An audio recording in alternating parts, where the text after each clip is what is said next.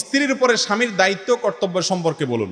আল্লাহ কোরআনে বলেছেন ওয়াশিরুহুন্না বিল মারুফ, স্ত্রীর সাথে সদাচরণ করতে হবে, সৎ ব্যবহার করতে হবে, সুন্দরভাবে জীবনযাপন করতে হবে, ছেঁচড়ামি করা যাবে।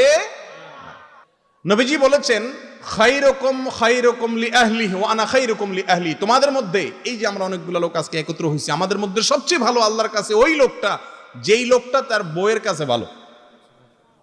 এই জন্য স্বামীর 1 নম্বর কর্তব্য হলো স্ত্রীর সাথে সদাচরণ করা, ওয়াশিরুহুন্না বিল মারুফ, সুন্দরভাবে জীবনযাপন করা। 2 নম্বর কর্তব্য হলো স্ত্রীর শারীরিক এবং জৈবিক চাহিদার পাশাপাশি তার ভরণ পোষণ যথাযথ নিয়ম অনুযায়ী ব্যবস্থা করা। এটা আলহামদুলিল্লাহ করে সবাই।